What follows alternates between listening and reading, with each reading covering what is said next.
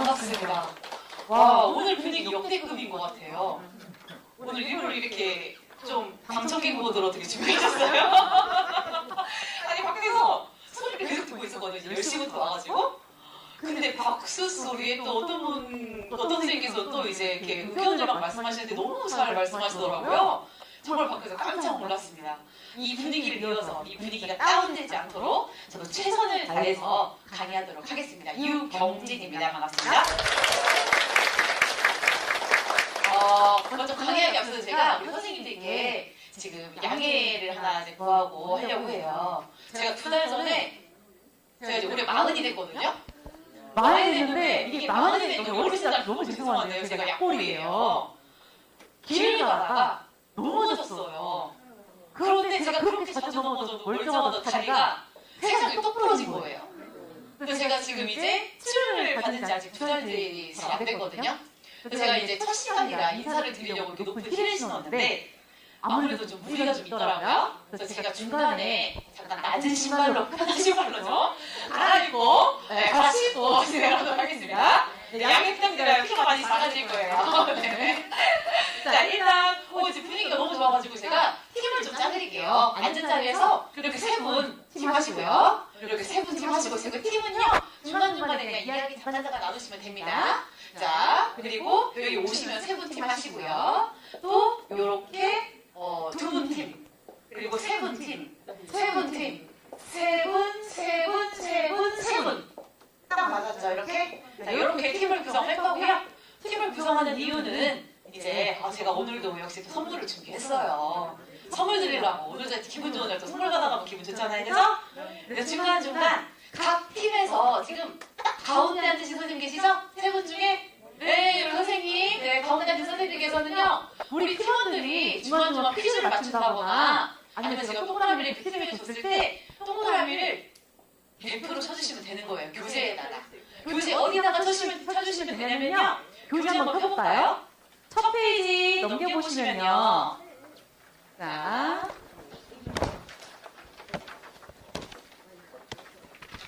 여기 보이시죠? 여기. 제 사진 딱 나와 있죠. 짧은 머리 접니다. 유경진 강사하고 변화와 성장을 이끄는 마인드 코칭이라고 적혀져 있죠.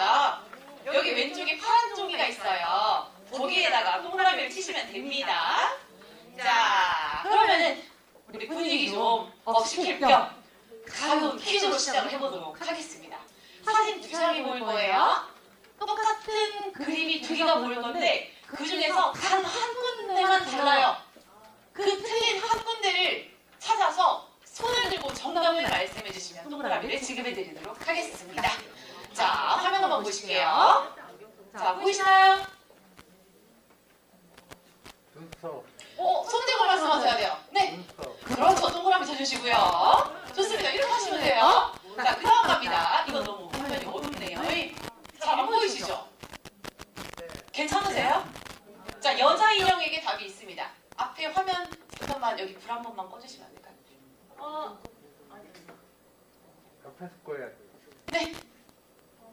여자 인형에게 답이 있습니다. 네. 그렇죠. 동그라미 써주시고요. 자, 눈썹이 여기가 하나가 없어요. 그죠? 자, 그 다음 가겠습니다.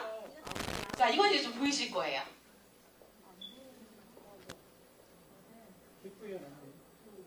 희뿌연하죠? 그러니까 저도 안 보여요, 잘. 네, 보신 분?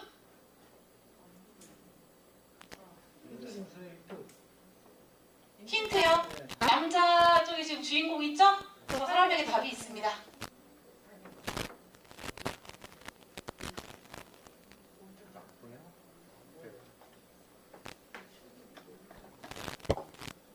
뭐가 개수가 아마 다를 거예요.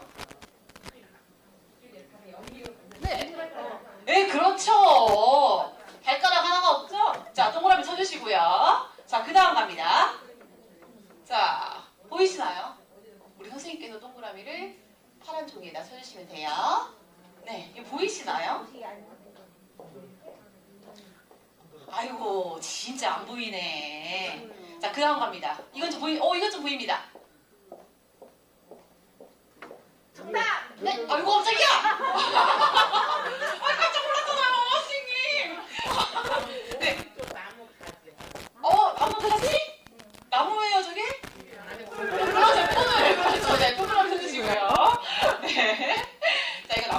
보이시죠?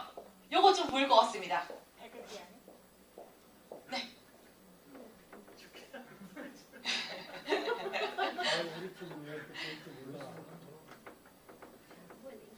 자, 돼지 얼굴을 잘 보세요. 멧돼지 얼굴을. 네, 잠시만요. 여기 한 번도 안 하고 우리 선생님. 네. 그렇죠. 주르주르. 네, 그러니까 제가 선생님께 지금 말씀드려야겠다고요. 선생님. 자, 동그라미 해주시고요. 선생님 알겠어요. 동그라미. 오케이. 동그라미. 잡았어요. 자. 이빨. 네, 우리 선생님. 이빨. 그렇죠. 우리 선생님. 동그라미 쳐주세요. 네, 이빨이 이렇게 하나가 삐죽하게 송곳니가 나와 있잖아요. 그죠? 네, 그렇습니다. 아우, 우리 선생님들 그냥 적극적으로 설명해주셔서 너무 감사드리고요. 자, 여기 나무 하나가 보이네요. 네, 사과나무 맞아요. 아, 근데 이건 동그라미가 아닙니다. 선생님, 이거 다 알아요. 사과나무가 다 알고 있습니다. 네네. 자, 여기 나무를 보시면은 제가 직접 여기 동그라미, 그 검정 동그라미 세 개를 딱 그려놨어요. 저거는 무엇을 나타내려고 제가 저렇게 표현을 한 걸까요? 네. 그렇죠. 썩은 사과를 제가 나타내려고 이렇게 그림을 그렸거든요. 자, 근데, 자, 우리 선생님들 예를 들어서 우리 선생님들이 이제 주택에 살고 있다고 생각해 볼게요. 그리고 옆집에 사는 남자가 이 사과나무 하나를 키우고 있었어요. 그런데 사과나무에 이렇게 썩은 사과가 3개가 달려 있었어요. 근데 그 옆집 남자가 갑자기 집에 들어가서 전기통을 막 들고 나오는 거예요. 그러더니 아, 사과 3개가 썩었잖아 하고 전기통을 켜더니 나무를 싹둑 잘라버렸습니다. 자, 우리 선생님들, 속으로 우리 선생님들 그 이 주민들 보고 뭐라고 생각하신 거예요? 네? 이음치? 아, 이거 방송 중에 욕하시면 안 됩니다. 녹화 중이라 욕하시면 안 되고요. 진짜 속으로, 아, 저도 진짜 미친 거 아니야. 그죠? 아니, 사과가 3개가 썩었다고 해서 나무를 잘라버린다고? 그럼 보통 어떻게 해야 돼요? 썩은 것만 잘라내고, 그 다음에 그 나무가 썩은 사과를 따내고 나머지 사과들이 더 잘 자랄 수 있도록 더 정성을 다해서 영양을 주고 사랑을 주겠죠. 그런데 제가 이 사과나무를 보여드린 이유는 여기에 있습니다. 자, 선생님들, 사람이 살다 보면은 이렇게 제가 다시 질문드릴게요. 선생님 있잖아요. 살면서 단 한 번의 실수도 안 해본 사람이 있을까요? 없죠. 실패를 나는 단 한 번도 안 해봤다 하신 분 계세요? 없죠. 나는 장점만 있어. 난 단점이 하나도 없어. 하는 분 계신가요? 아무도 안 계시죠. 이 세상에 단 한 명도 없을 거예요. 그런데 우리는 그 사실을 너무나 잘 아는데도 불구하고 우리가 조그만 실수를 한다거나 실패를 하잖아요. 또 나의 단점들이 막 보이기 시작하잖아요. 그러면은 이렇게 사과나무 3개가 썩었다고 해서 사과나무를 다 잘라버렸듯이 우리 스스로를 이렇게 취급을 해버린다는 거예요. 무능력자, 낙오자, 실패자, 멍청이, 바보. 저 바보라고요? 그렇게 그래서 이런 행위들을 하고 있는데 이런 행위들은 아까 말씀드린 것처럼 사과나무 몇 개가 썩었다고 해서 나무를 다 잘라버리는 것과 같다라는 겁니다. 오늘 이제 우리가 자존감을 높일 수 있는 방법들을 좀 알아보도록 할 거예요. 그걸 알아보는 이유는 뭐냐면요. 물론 첫 번째는 내가 스스로 성장하기 위해서도 있습니다. 하지만 이걸 통해서 또 대인관계도 제대로 이루어질 수 있기 때문에 우리가 이제 좀 더 자세히 알아볼 건데 이렇게 스스로를 받아들이지 못하잖아요. 우리가 스스로를 받아들이지 못한다는 거는 자존감이 낮아져 있는 상태거든요. 그럼 어떤 일들이 벌어지냐면요. 주변 사람들이 적이나 위선자로 다가올 수가 있다는 거예요.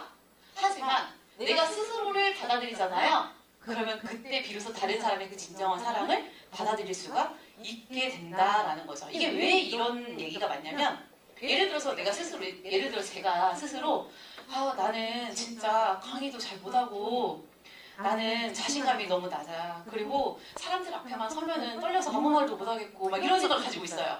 스스로 자신감이 없어요. 나는 강의를 못해. 나는 강사로서 마이너스야, 실패자야 그 생각하고 있어요. 그런데 만약에 우리 선생님께서, 우리 김차수 선생님께서 강의가 끝났는데 강사님 오늘 강의 정말 좋았어요. 강사님 너무 강의 잘하신 것 같아요 라고 말씀해 주셨어요. 칭찬을. 이걸 보시고 그대로 제가 받아들일까요? 아니겠죠 당연히. 내가 스스로 그렇게 생각을 하고 있으면은 다른 사람들의 칭찬과 인정 이런 사람들을 제대로 받아들이기가 힘들다라는 거예요. 그래서 가장 중요한 것은 내 마음속에 나를 자리 잡는 것이 가장 중요하다는 겁니다. 자, 오늘 이제 자신감과 자존감에 대해서 알아볼 건데 자존감과 자신감의 차이는 뭐냐면요. 자신감은 이거예요. 나 이거 잘할 수 있어. 그러니까 난 무언가를 잘할 수 있다라는 게 자신감이고요. 자존감은 내가 비록 이걸 못해. 그래도 괜찮아. 너무 못해. 나는 그래도 나를 사랑해. 이게 자존감이에요. 자존감이 낮은 상태에서 자신감만 있는 분들이 계세요. 간혹가다. 이분들은요. 어떤 일을 했을 때 자신감 있게 일을 추진하지만 어떤 실패의 상황이 오잖아요. 어떻게 될까요? 네, 맞아요. 모래 위에 모래탑이라고 해서 모래 위에 탑처럼 아주 스르르 무너져서 다시 일어날 수 있는 힘을 가질 수가 없다라는 거죠. 그래서 가장 중요한 건 자존감 그리고 그 위에 자신감을 쌓는 겁니다. 이제 자존심과 자존감의 차이를 또 알아볼 거예요. 이 자존감과 자존심은 같은 말일까요? 다른 말일까요? 다른 말이요? 혹시 자존심과 자존감의 차이를 말씀해 주실 수 있으신 분? 자, 자존심은 뭘까요? 자존심. 네, 자존감은 아까 말씀드렸죠. 이런 거 잘 못해도 나 자신 사랑해. 이게 자존감이에요. 자존심은 뭘까요? 자존심. 갑자기 왜 제 눈을 다 피하세요? 자존심이 뭐예요, 선생님? 자존심은 이제 자기 자신에 대한 믿음이고 네. 자존감은 자기 자신에 대한 사랑. 자존심은 자기 자신에 대한 믿음, 자존감은 자기 자신에 대한 사랑. 되게 멋있는 말이에요. 하지만 아닙니다. 죄송해요. 네네네. 자존심. 자, 자존심과 자존감은요 반대로 작용을 해요. 자존감은 네. 존재적인 거라고 생각을 하고 네네. 자신감은 뭐 어떠한 것들 역할에 대해서 네. 자기가 잘한다고 생각하는 것들에 대해서 네. 뭐 신념이든 네네. 그런 거라고 네, 맞습니다. 이제 자존심은 뭘까요, 그러면? 네. 자존심. 우아한 마음. 이 우월한 마음 우아한 마음. 내가 타고난 그러니까 어떠한 부분에 너 타고난 일을 했는데 네. 너 왜 그 일을 못하니? 네. 그때 자존심이 상하잖아요. 왜 그러니까? 왜 그러냐? 왜 상하냐고 내가 자존심이. 내가 할 수 있는데 내가 할 수 있는 자신감 자신감. 자, 그러면 있는 거예요. 그래. 할 수 있다. 할 수 있다, 우기는 거. 자, 그러면 우리 선생님들, 자, 자존감은 뭔가 긍정적인 단어 우리가 알겠죠? 자, 자존심은 긍정적인 부분일까요? 부정적인 부분일까요? 네, 맞아요. 그러니까 자존감이 낮아져 있으면요, 자존심이 이렇게 올라와요. 자존감이 높아져 있잖아요. 자존심은 또 내려갑니다. 이런 거예요. 아주 쉽게 설명드릴게요. 길 가다가 서울대생이 이제 길을 가다가 한 꼬마를 봤어요. 근데 이 꼬마가 이 서울대생을 딱 보더니 진짜 공부 더럽게 못하게 생겼다! 그러는 거예요. 자, 그러면 서울대생은 어떨까요? 속으로 뭔 생각을 할까요? 지랄하게 아이고 지랄하게 아무것도 모르는 거지. 내가 누군 줄 알고? 자존심 상할까요? 안 상할까요? 안 상해요. 자, 그런데 이제 자, 네, 저는요 홍대로 나왔습니다. 홍대 나왔어요? 배가 막 올라오고 있었어요. 그런데 저 꼬마가 저를 보고 진짜 공부 못하게 생겼네 그랬어요. 자, 그럼 저 속으로 어떤 생각을 할까요? 지금 저 무시하시는 거예요? 이런 거. 예시를 하시 네, 이런 거예요. 저 공부 못해서 홍대 갔거든요. 홍대 무시하는 게 아니라요. 저는 공부를 못했어요 어렸을 때. 겨우겨우 턱걸이로 홍대를 갔습니다. 저는 뒤늦게 공부를 했어요, 선생님들. 30 넘어서 공부를 했습니다. 그런데 그런 저에게 꼬마가 공부 더럽게 못하게 생겼다라고 말하면은 갑자기 과거의 그런 기억들이 떠올라요. 그러면서 자존심이 상하는 거리 막 이렇게 들어가는 거죠. 이런 거예요. 그래서 내가 스스로 나는 나 자신을 충분히 사랑해. 나는 뭐든 잘할 수 있는 사람이야. 나는 소중한 사람이야. 라는 생각이 있으면 옆에서 누군가가 지적하고 뭐라고 해도 내가 흔들리지 않는 힘을 가질 수가 있다는 거예요. 그런데 이게 없으면 타인들의 말이 굉장히 쉽게 흔들리고요. 굉장히 쉽게 화가 나. 그리고 상대방은 나한테 나쁜 뜻으로 얘기한 건 아닌데 아 진짜 저 사람이 어떻게 나한테 저런 식으로 말할 수가 있어? 저 사람 지금 나 무시하는 거 아니야? 저 사람 분명 그런 뜻으로 얘기 안 했거든요? 그런데 스스로 그런 이야기들을 만들어내는 거예요. 그래서 자존감이 그렇게 중요하다는 거죠. 자, 그래서 자존감과 자존심은 이렇게 표현할 수가 있습니다. 자존감이 높은 사람은 물과 같다. 이건 뭐냐면요. 아주 조그만 틈새에도 물은 어디든지 비집고 들어와서 그 사이를 채울 수가 있죠. 이게 자존감이 높은 사람의 특징이에요. 근데 자존심이 높은 사람은 어떠냐면요. 이렇습니다. 얼음과 같습니다. 물을 얼리잖아요. 이 물을 담을 수 있는 그릇은 이것과 꼭 맞는 그릇이거나 이것보다 큰 그릇이라는 거예요. 이것보다 작은 그릇은 절대 이 사람을 담을 수가 없다라는 거죠. 그래서 물과 같은 사람이 되자라는 겁니다.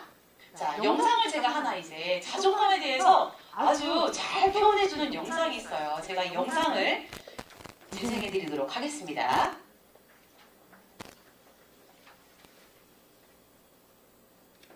So Ralph married someone more suitable, and Clara 자막 안 보이시죠? fell off the cliff.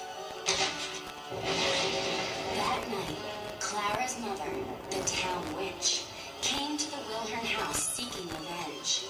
She wanted these blue bloods to feel the pain of rejection. 자, 페넬로피가요. 저주를 받고 태어난 얘기잖아요. 돼지의 얼굴하고 태어났어요. 그런데 그 마녀가 저주를 풀 수 있는 방법은 단 하나밖에 없다. 똑같은 피를 가진 인간이 이 사람을 진심으로 사랑을 해줄 때 그 저주가 풀릴 것이다 라고 했거든요. 근데 엄마는 어떻게 했어요? 자꾸 주위에서 이 저주를 풀어줄 남자를 찾았잖아요. 그런데 결국 저주는 어떻게 풀렸냐면 나는 그렇죠. 나는 지금 이 모습 이대로 나를 사랑해요 라고 얘기했는데 그 저주가 모두 다 풀려버렸습니다. 자존감 역시 마찬가지예요. 우리가 자꾸 자존감을 환경에서 주위에서 찾으려고 하는데요. 사실 자존감은 주위와 환경에서 찾기보다는 내 안에서 만들어졌을 때 더 단단하게 자리 잡을 수가 있다는 거예요. 주위와 환경은 내 의지와 상관없이 자꾸 바뀌고 변화하거든요. 하지만 내가 나를 대하는 태도는 내가 스스로 자리 잡게 할 수 있잖아요. 그죠? 그래서 모든 것은 나에게 달렸다 라고 말씀드리고 싶습니다. 자, 그럼 이제 자존감을 높일 수 있는 방법들을 알아보도록 할 건데요. 자존감을 높일 수 있는 방법 첫 번째입니다. 지금 우리나라가 OECD 국가 중에 자살률 몇인지 아세요 혹시? 네, 1위예요. 얼마 전에도 또 안타깝게 MC 더 맥스 거기 MC에 같이 활동했던 가수 한 분이 또 목숨을 끊었더라고요. 그런데 이런 자살률이 계속 높아지는 이유는 뭐냐? 그러니까 사람들이 자살을 선택하는 이유가 무엇인지를 알아야 된다는 거예요. 자살을 선택하는 이유는요, 정말 너무 힘들어서 사람들이 자살한다고 생각하잖아요. 사실 그렇지 않다고 합니다. 누구나 각자 나름대로 그 위치에서 힘든 일을 겪어요. 그죠? 강도의 차이만 다를 뿐이죠. 하지만 그 힘든 일을 겪었다고 해서 자살하지 않고요. 그 힘든 순간에 위로를 받지 못했을 때 자살을 선택한다고 얘기를 해요. 자, 우리가 여기 뼈, 아까 제가 이제 골밀도가 좀 떨어져서 그런가 뼈가 금방 부러졌다고 했잖아요. 넘어졌는데. 근데 뼈에도 골밀도가 있듯이 마음에도 골밀도라는 게 있어요. 신밀도라는 게 있어요. 마음의 밀도. 마음의 밀도는 뭐냐면요. 내가 얼마나 내 마음이 단단하느냐예요. 같은 일을 겪더라도 어떤 분들은 금방 상처받고 그런데 어떤 분들은 그렇게 개의치 않아요. 이게 바로 그 신밀도예요. 근데 이 신밀도의 특징은 뭐냐면요. 내가 힘든 일을 겪었을 때 누군가에게 위로를 받잖아요? 그러면은 그 전보다 마음의 밀도가 4배가 강해진다는 거예요. 그래서 힘든 순간에 위로를 받으면 된다라는 건데 보통 우리는 위로를 받는다 하면 어떤 생각을 하냐면은 내 주위의 친한 친구, 나의 가족들, 나와 마음이 통하는 동료 이런 분들을 생각하시죠. 물론 그분들도 좋아요. 좋지만 우리가 항상 힘들다고 해서 타인들을 쫓아다닐 수는 없을 노릇이에요. 그죠? 그런데 이런 위로는요. 타인이 해줄 수도 있지만 내가 스스로 해줄 수도 있다라는 거죠. 혹시 스스로 나를 위로해 보신 적 있으세요? 있으세요? 잠깐만요. 손 한번 들어주시겠어요? 네. 잠깐만 그 인터뷰 현장으로 가보도록 하겠습니다. 네. 자, 힘들 때 어떻게 스스로를 위로하셨어요?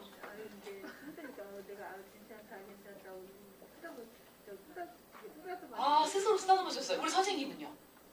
저는 이제 저희가 기독교다 아. 보니까 많이 의지를 많이 하죠. 하나님께 의지를. 네. 이것도 한 방법이에요. 그죠? 네, 맞아요.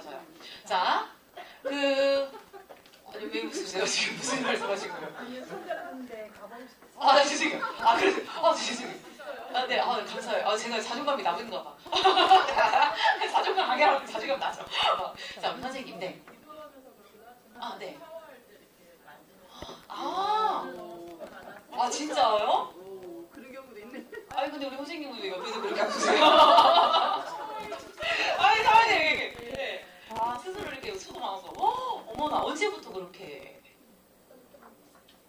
특이하다. 좀 됐어요? 특이해요. 스스로 이러는 방법을 터득하신 거죠. 그죠? 자, 이게 근데 우리 선생님들, 제가 신발을 갈아 신어도 이제 키가 많이 작아졌죠? 자, 우리 선생님들 있잖아요. 우리가 힘든 일을 당할 때 있잖아. 어떻게 하시면 되냐면요. 제가 잠깐 앞에서 좀 시범을 보여드릴게요. 자, 우리 선생님들 스스로 이렇게 한번 감싸보시겠어요? 자, 이렇게. 네. 아까 선생님이 하셨던 것처럼 하시면 되는 거예요. 내가 정말 힘든 순간에 스스로를 만져주는 거예요. 내가 나를 지금 안아줬잖아요. 그죠? 토닥토닥 한번 해주시겠어요? 네. 그동안 이름도 부르시면 되게 좋아요. 야, 경진아, 그동안 진짜 너 너무 고생 많았어. 애썼다. 이렇게 스스로 해주시면서 괜찮아, 다 잘 될 거야 라고 자꾸 스스로를 만져주세요. 위로해주세요. 그러면은 지금 이제 우리가 이게 여러 사람들이 함께 있기 때문에 집중이 잘 안 되시지만 정말 힘든 순간에 선생님들 혼자 방에서 나 혼자 이렇게 내 이름을 꼭 불러주세요. 경진아, 그동안 너 진짜 고생 많았다. 얼마나 고생 많았니? 그러면서 스스로에게 말을 자꾸 해주시는 거예요. 그러면은 타인에게 위로를 받을 때보다 내가 스스로 위로했을 때 훨씬 더 큰 효과를 보실 수가 있다라는 거예요. 그런데 뭔가 나쁘고 해서 내가 내 이름 부르는 거 되게 힘들잖아요. 그죠? 우리 선생님들 혹시 거울을 보고 스스로 눈을 마주쳐서 경진아 하고 본인의 이름 불러본 적 있으세요? 있어요? 교육을 역시 많이 받으셔가지고 교육의 효과예요. 교육의 효과. 다 배워서 그래. 배워서. 안 그러실지 좀 몰라요. 그죠? 근데 이게 거울을 보고요. 그 눈을 마주치잖아요. 내 눈을 마주치고 이름을 불러주잖아요. 그것만으로도 존재로서 인정받는 느낌을 받을 수가 있대요. 내가 내 눈을 바라보는 거예요. 나중에 선생님들 댁에 가셔가지고요. 이렇게 하면 지금 느낌 없잖아요. 거울 보시고요. 내 눈을 진짜 딱 마주치셔야 돼요. 눈을 딱 보고 경진아 하고 이름을 불러보세요. 그러면은 되게 어색하실 거예요. 그죠? 네. 내 이름을 부르는 것만으로도 자존감이 높아지는 효과를 보실 수가 있다고요. 거울을 보고 눈을 마주치셔야 돼요. 네? 미러워크라는 책이 있어요. 거기에서 이런 내용이 나와요. 거울을 보고 내 눈을 마주치고 내 이름을 불러주는 것만으로도 내 자존감을 높이는 효과가 있다는 거죠. 그러니까 그만큼 우리 선생님이 생각해도 끔찍해라고 말씀하시잖아요. 우리가 다른 사람들과 소통은 되게 잘하는데요. 이상하게 나 자신과 소통을 잘 못해. 그죠? 그런데 사실은요. 그 어떤 힘든 상황에서 그것들을 이겨낼 수 있는 답을 가지고 있는 사람들은 사실은 타인들이 아니거든요. 다 내 안에 있는데 이걸 확인받기 위해서 우리는 사람들을 찾아가는 거예요. 그죠? 우리 선생님들 점집 가보신 적 있으시죠? 점집도 마찬가지예요. 봐봐요. 잘 들어보세요. 선생님들 처음 보신 분들. 내가 아는 얘기 다 하잖아요. 근데 뭐하러 가냐고요. 확인받으려고. 스스로 대화하면 되거든요. 그래서 거울을 보고 자꾸 나와 대화하는 이런 습관들 들이시면요. 저절로 내 자존감이 차곡차곡 쌓이시게 될 거예요. 자, 이제 두 번째 방법입니다. 이건 이제 내 이름을 불렀잖아요. 그 다음의 단계인데요. 자기 암시라는 방법이에요. 이거는 에밀 쿠에라는 이제 이분이 약사였는데 이분이 이제 발견을 하셨다고 해야 되나? 네, 발견을 하신 건데요. 이분 에밀 쿠에라는 분은요. 매일 아침마다 스스로 어떻게 얘기를 했냐면요. 나는 날마다 모든 면에서 점점 더 좋아지고 있다. 라는 말을 수십 번을 스스로 얘기하셨대요. 모든 면이래요. 가족, 일, 사랑, 관계, 신앙 여러 가지가 있을 수 있겠죠. 이 모든 면에서 나아지려고 자꾸 스스로에게 말해주니까 점점 더 자신과 자신의 삶이 나아지더래요. 이럴 수 있는 이유는 내가 내 환경과 지금 현재의 상태를 바꿀 수 있는 방법은 나를 먼저 변화시키는 거거든요. 그러면 저절로 환경이 바뀌어져요. 스스로에게 나는 날마다 모든 면에서 점점 더 좋아지고 있다 계속 말하니까 스스로 계속 성장하면서 그 환경까지 다 좋아지더라는 거예요. 그래서 우리가 좀 더 제가 이해하기 쉽도록 실제 있었던 사례를 말씀드릴게요. 이게 왜 가능하냐면 요새 암 환자 진짜 많으신 거 아시죠? 제 주위에만 지금 올해 몇 달 내에 유방암 환자들이 3명이나 나왔어요. 우리 진짜 여성분들은 특히나 이렇게 자가검진을 통해서 얼마든지 빨리빨리 발견할 수 있거든요. 그러니까 목욕하시면서 이렇게 만져주면서 꼭 그렇게 한번 자가검진 해보셨으면 좋겠어요. 암 환자가 그렇게 많은데 어떤 암 환자가 이제 암 진단을 받고 항암 치료를 받아야 된다라고 얘기를 들었대요. 그래서 병원에 가서 이제 항암 치료를 받는데 우리 선생님들 이제 항암 치료를 안 받아보셨잖아요. 받아보신 분들 옆에서 좀 보셨을 거예요. 엄청 힘들어하세요. 일단 뭘 못 먹어요. 속이 엄청 미식거리고요. 그 약이 너무 독해가지고 2차 항암 치료 하잖아요. 머리가 다 빠져버려요. 그래서 꼭 가발이나 모자를 쓰셔야 돼요. 근데 이제 암 환자가 항암 치료를 받을 병원 가서 항암 주사를 딱 맞았잖아요. 갑자기 속이 너무나 미식거리면서 구토가 그렇게 나오더래요. 그렇게 며칠을 고생을 하고 이제 2차 항암을 받으려고 병원 문 앞에 딱 들어갔는데 주사도 안 맞았는데 갑자기 막 구토가 나오는 거예요. 주사를 안 맞았는데 왜 이런 일이 발생을 할까요? 우리의 무의식이 그때 그 고통스러운 경험을 기억해내고 그 병원에 딱 도착하자마자 약도 안 들어갔는데 신체 반응을 일으킨 거예요. 우리의 무의식을 바꿀 수 있는 방법은 정말 어려워요. 왜냐하면 내가 의식할 수 없는 부분이에요. 지금 내가 내 무의식 바꿔야지? 바뀌어요 그러면은? 안 바뀌어요. 근데 이 무의식을 바꿀 수 있는 방법 중에 하나는 뭐냐면은 자꾸 생각하고 말을 하는 거예요.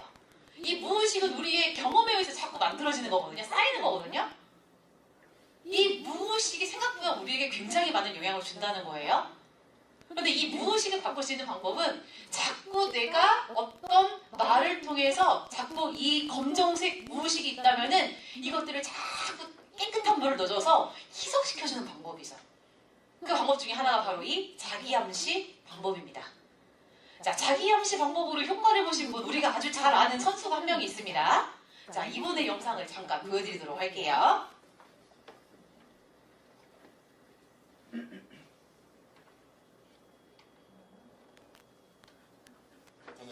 박상영 선수. 예패 종목에서 박상영 선수의 이 정말 드라마 같은 역전 금메달 소식이었습니다. 그런데 기적 같다라고 말했었던 그의 역전 금빛 찌르기에는 다 이런 노력이 있었던 거였습니다.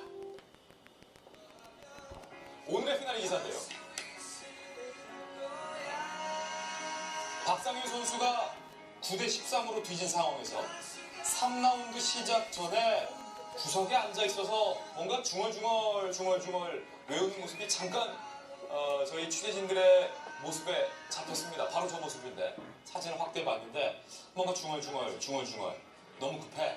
침착하게 수비부터 신경 써. 그래, 넌 할 수 있어. 할 수 있어. 할 수 있어. 할 수 있어. 끊임없이 주문을 외웠던 박상희 선수의 저 짧은 자기만의 시간이었습니다. 3라운드에 올라선 박상희 선수는 최고의 반격으로 한 점만 찔려도 지는 상황에서 내리 5점을 상대의 칼을 막아내고 공격을 성공시켜서 금메달을 따낸 기적 같은 일이 벌어졌는데 이 박상현 선수의 자기 주문을 보면서 많은 국민들이 용기를 얻고 있습니다. 한 네티즌은 이런 글을 남겼는데 너를 보고 나를 본다. 그래서 힘이 난다. 정말 감동적인 메시지를 전해준 박상현 선수가 아닐 수 없습니다. 많은 국민들이 가족 형편이 넉넉하지 않은 박상현 선수가 포기하지 않고 승리를 거머쥔 것이 끝까지 자기 암시를 하면서 난 할 수 있어. 난 할 수 있어. 주문을 걸었던 이 스토리에 감동을 받고 있어요. 그렇죠? 아까 댓글을 보니까 에너지가 TV를 통해서 본인한테 뿜어지는 것 같아서 나 취업 그렇게 많이 실패했지만 다시 도전할래 그런 것들 봤거든요. 저도 어저께 영상 한 10번 이상 돌려봤습니다. 봐도 재미있고 흥미롭고 아주 감동이었습니다. 근데 기적은 기적이 아닐까. 피와 땀과 눈물이 있었다는 기사를 보는 가수도 개인적으로 감동을 받았습니다. 이제 덥기도 덥고 에어컨도 못 틀고 불빛처럼 그냥 쳐다만 보고 있어야 되는데 우리 청년들 취업도 잘 안 되고 기성세대들은 돈벌이도 잘 안 되고 경제도 어렵고 짜증나는 일이 많습니다. 자신감도 축축 처지는 그런 순간이 많을 수밖에 없는 게 현대인의 삶인데 난 할 수 있어. 나를 보고 너를 보면 힘이 난다. 박상현 선수의 일화가 많은 분들에게 힘이 됐으면 좋겠다는 바람으로 오늘 피날레 기사 준비해봤습니다.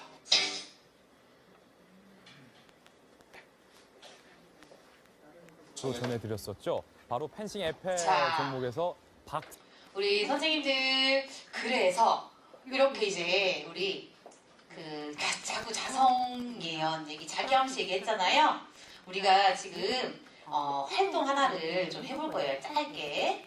어떤 활동을 할 거냐면요. 지금 여기 페이지에 지금 제가 이걸 안 넣었지만 뭘 하냐면은 우리 나만의 파란 그 종이 있죠? 파란 종이 맨 첫 페이지 아까 동그라미 치라고 했던 거기에다가 뭘 하실 거냐면요.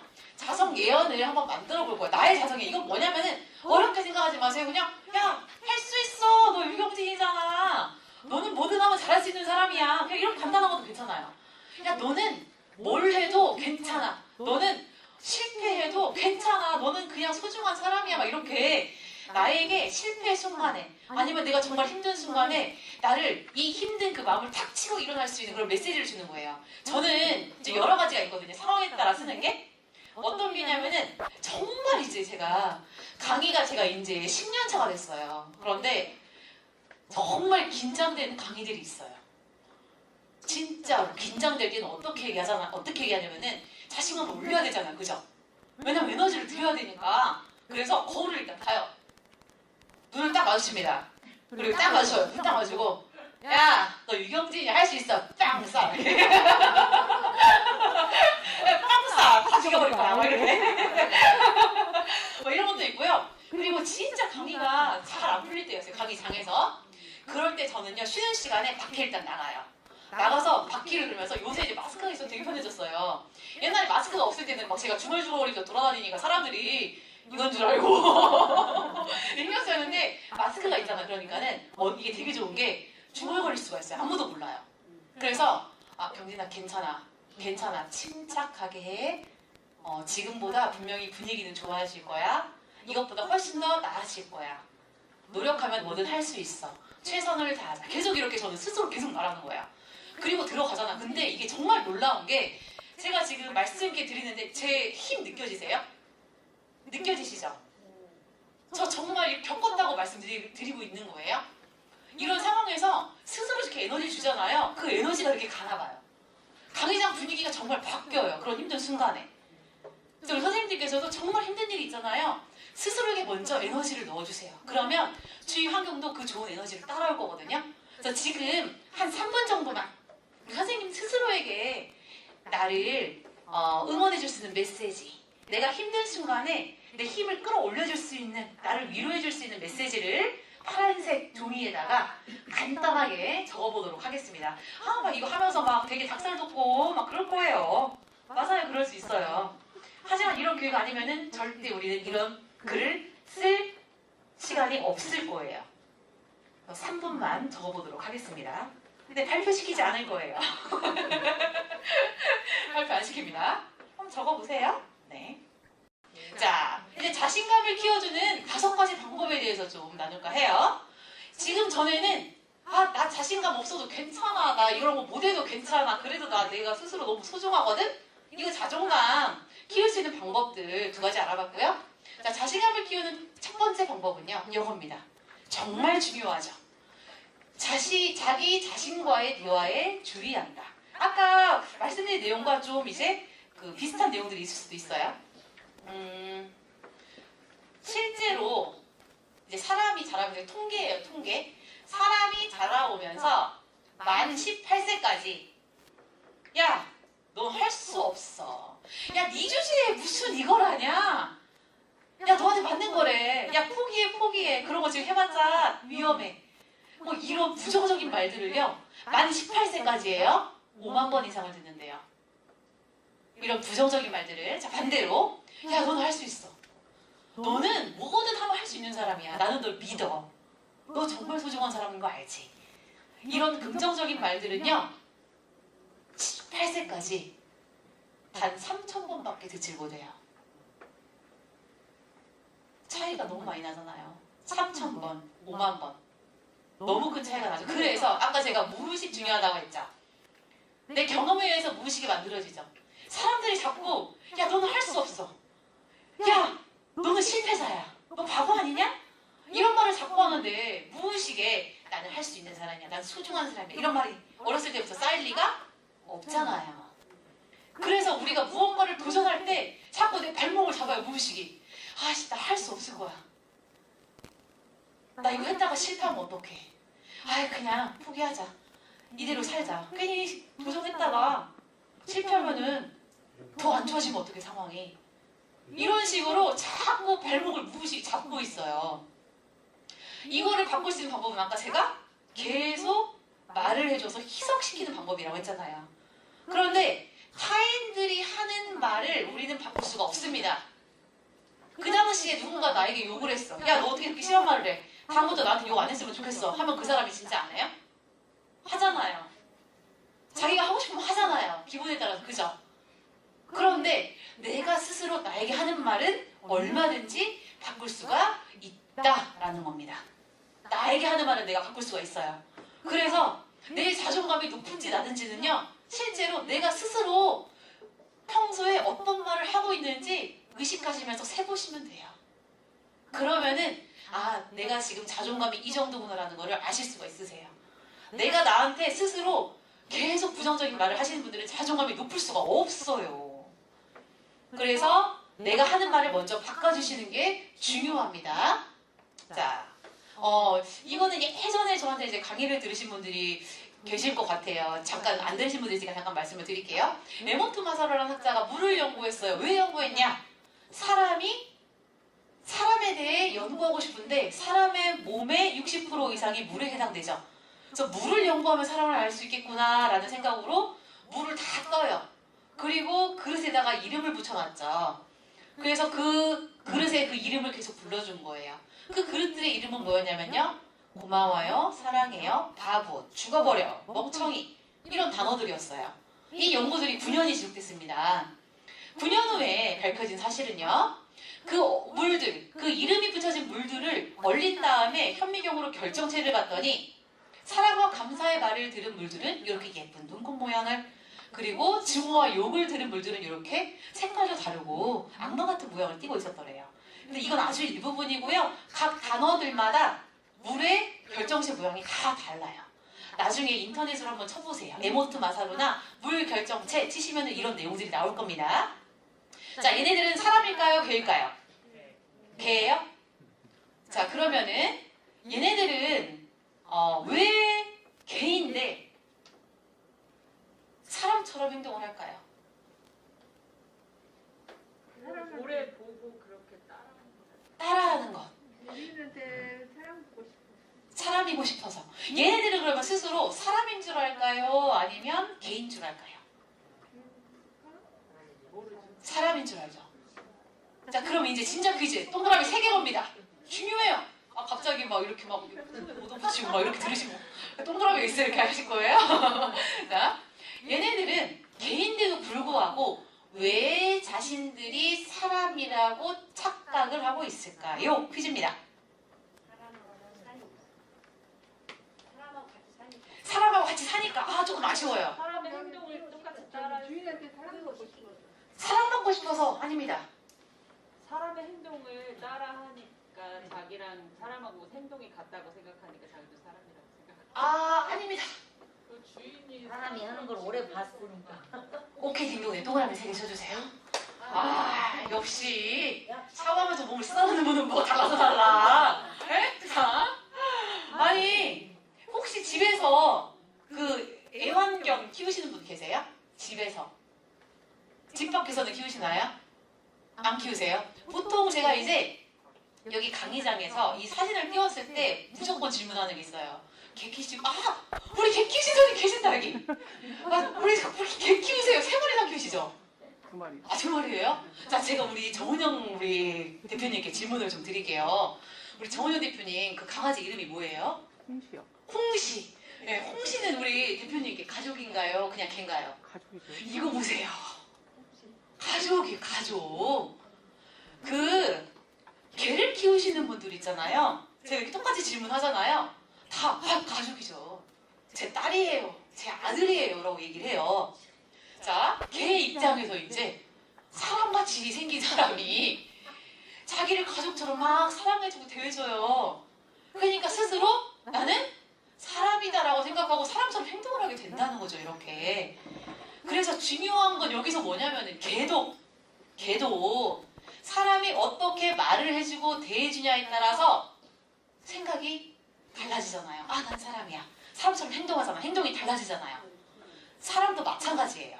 내가 나에게 어떤 말을 해주고 어떻게 행동하냐에 따라서 내 생각, 마음, 행동이 완전히 달라질 수가 있다라는 겁니다.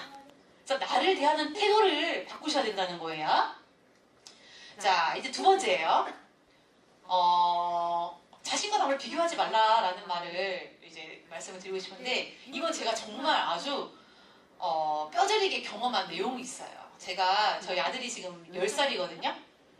근데 이제 딱 10년 됐네요. 우리 아들을 낳고 이제 친구들이 야 경진아 너 고생했으니까 우리 그 부산 여행이나 한번 가자 하더라고요. 근데 이제 그 우리 그 친구들 그 7명 모임이 있는데 이 모임 이름이 똘려예요. 똘려. 다 또라이라.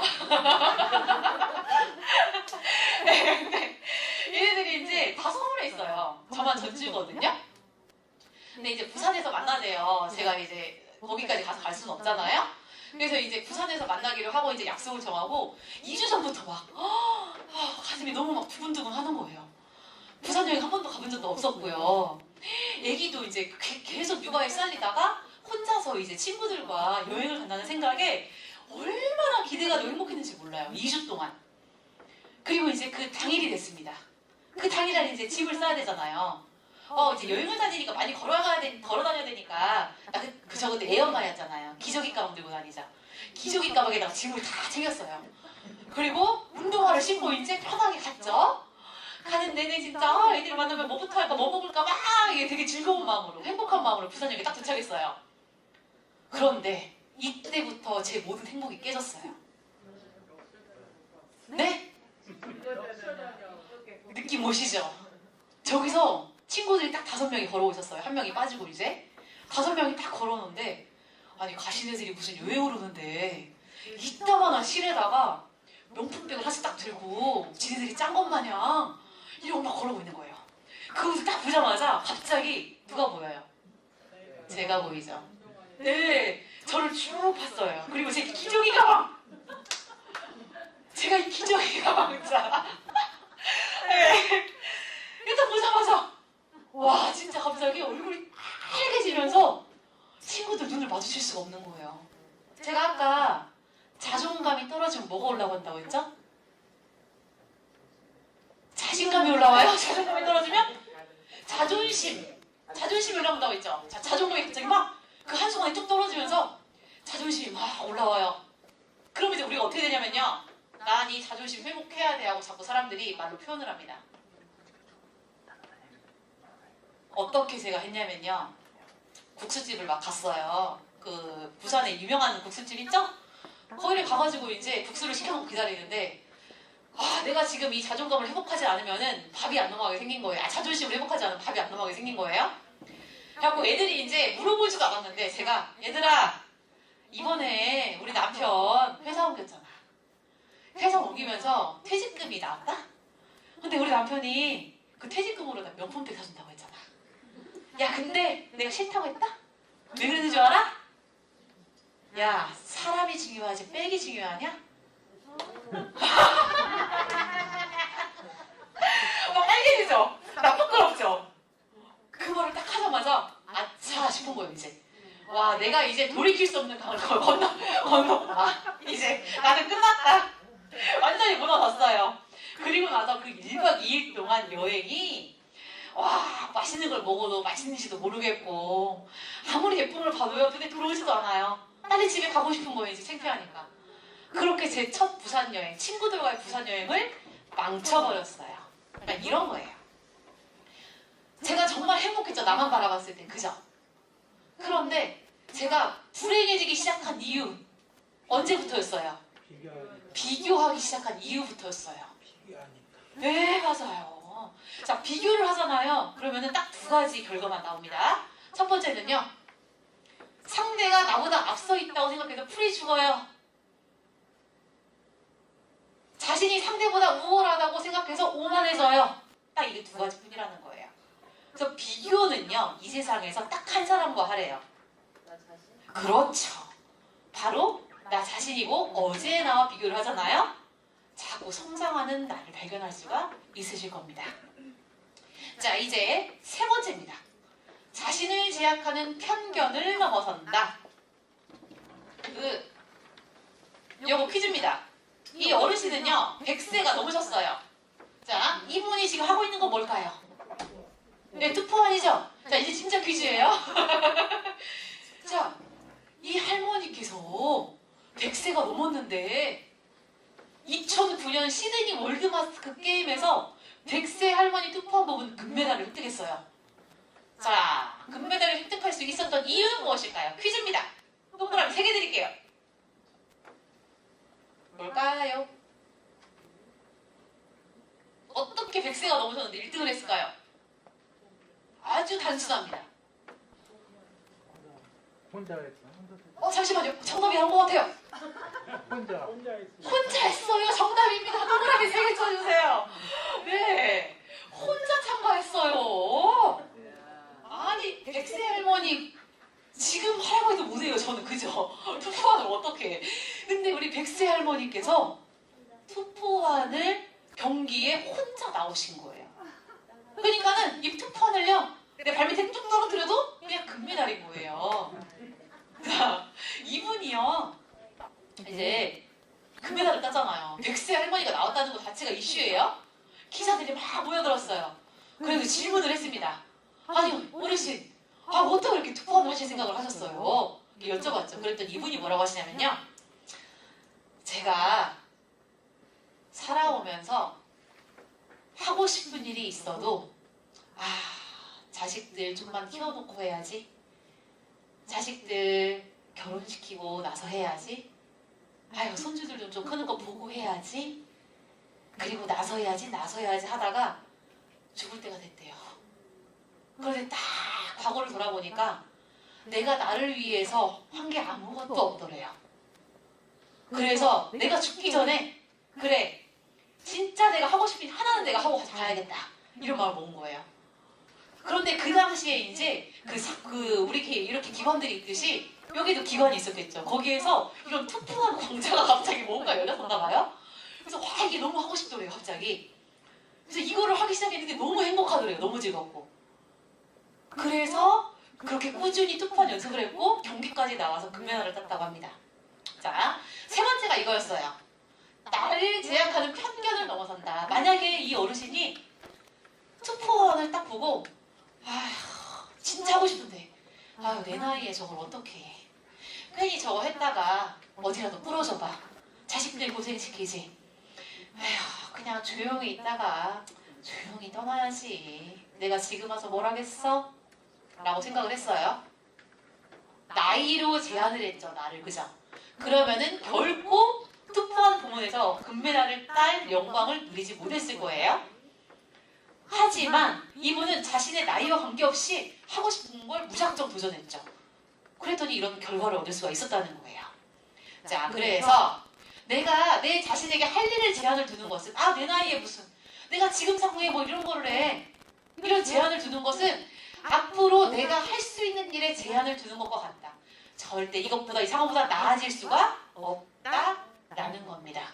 자, 이제 네 번째입니다. 다른 사람의 가치를 높여라. 딱 5번째 하고 끝내면 되겠네요. 자, 네 번째. 다른 사람의 가치를 높여라. 이거는 제가 또 사례를 하나 좀 드려볼게요. 여기 호성동 쪽에 몇 년 전에 있었던 일이에요. 한 남자가요. 30살 정도에 발가락이 갑자기 안 움직이더래요. 엄지발가락이.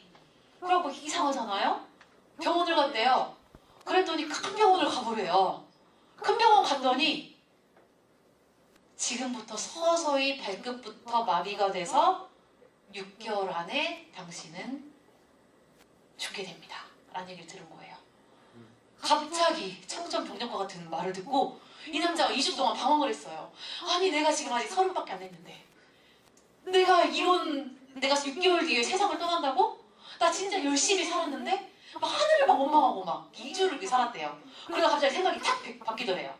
그래 내가 6개월밖에 허락이 안 됐지만 그 시간 동안 내가 누군가를 위해서 기여하는 삶을 살고 의미 있는 삶을 살다 가고 싶다. 이런 생각이 들어가지고 6개월밖에 안 남았는데 사회복지사 시험을 보는 거예요. 왜 사회복지사 시험을 봤냐면요. 자기가 시한부 판정을 받고 이제 다리가 안 움직이니까 불편한 사람들의 마음을 너무나 잘 알겠더래요. 그래서 내가 이분들에게 기여를 하고 가야 되겠다. 결심을 하고 시험을 받고 합격했습니다. 이분은 10년이 넘은 몇 년 전까지 살아 계셨다고 해요. 지금은 이제 소식을 못 들었고요. 6개월 시한부 판정을 받았는데 10년 넘게 사신 거예요. 근데 그때 당시에 이분이 이제 여기까지 마비가 와가지고요. 몸만 이렇게 왔다 갔다 할 수 있는 상태였대요. 그런데 이런데도 불구하고 중증 장애인과 그리고 시한부 판정을 받으신 분들이 와가지고 자꾸 상담을 이제 요청하시고 상담을 해준 역할을 그 상태에서도 하고 계시는 거예요. 그래서 이제 저 아는 선생님한테 이 이야기를 들었는데 이분이 질문을 했대요. 아유 이제 힘드실 텐데 좀 이제 쉬어도 되지 않으세요? 그랬더니 무슨 말씀이냐고. 나를 찾아주는 이 사람 때문에 내가 지금까지 살고 있는 거다 라고 얘기를 하더라고요. 자 이거예요. 내가 다른 사람들을 위해서 좋은 일을 하잖아요. 그러면 절대 나를 나쁘게 평가할 수가 없어요. 나에게 절대 나쁜 영향을 줄 수가 없다라는 거예요. 그러니까 이분은 다른 사람들에게 선행을 베풀고 자신의 가치가 높아졌어요. 점점 높아지면서 건강에까지 좋은 영향을 미친 거잖아요. 그죠? 그래서 다른 사람을 위해서 좋은 일을 하면 자신을 나쁘게 평가할 수 없기 때문에 내가 자신감과 자존감을 높이고 싶다면 자꾸 선행을 베풀어라. 실제로 가장 행복도가 높은 사람들은 봉사하는 사람들이래요.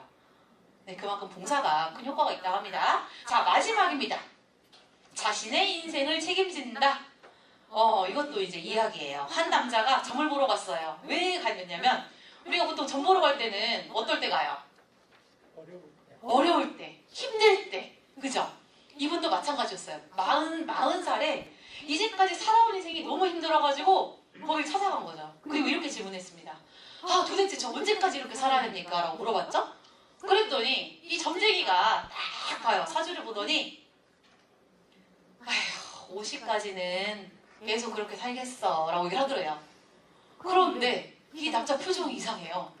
웃어요. 계속 좋아가지고. 아니 50까지 그렇게 힘들게 살았는데 좋다 웃는 거예요. 그래서 이 남자가 딱 뭐라고 하냐면은 그러면은 제가 50살 이후부터는 좀 괜찮다는 거냐? 이렇게 물어봤죠. 좋아가지고. 그랬더니 점쟁이가 하는 말. 50살 이후부터는 그냥 거기에 적응돼서 삽니다. 라고 얘기를 하는 거예요. 아, 이거 진짜 웃으시면 안 돼요. 이거 너무 힘든 얘기잖아요. 슬픈 얘기 아니에요? 그냥 거기에 적응해서 산다는 거예요. 내가 실제로 그 삶에 그래 나는 이런 취급을 받아도 돼. 나는 그냥 이렇게 살아도 돼 라고 생각하잖아요. 그럼 정말 그렇게 살게 된다라는 거예요. 그래서 우리 선생님들 혹시라도 무슨 일을 하다가 어떤 사회생활을 하다가 어떤 부정적인 어떤 일들을 당했어요. 좋지 않은 일들을 당했어요. 누군가에게. 그럼 절대 거기서 묵인하시면 안 됩니다. 이 말씀 드리고 싶어요. 나의 자존감을 깎아먹는 사람들이나 요인들은 반드시 제거하셔야 돼요. 나를 위해서. 그리고 그 자존감을 스스로 살릴 수 있도록 제가 앞에 말씀드린 내용들을 노력하시면 될 것 같습니다. 아, 지금 이제 표정들을 보니까 아씨 왜 안 끝내고 있어 지금 막 이러고 있는 것 같아요. 제가 그래가지고 내가 이제 준비한 거 너무 남았는데 제가 또 빨리 끝내드려야 가장 좋잖아요, 선생님들. 그죠? 여기까지 이제 자존감과 자존심이 아니죠. 우리 자신감을 올릴 수 있는 방법들을 알아봤고요. 첫 시간인데 너무나 경청해주시고 잘 참여해주셔서 감사하고요. 더 좋은 기회에 다시 뵙도록 하겠습니다. 감사합니다.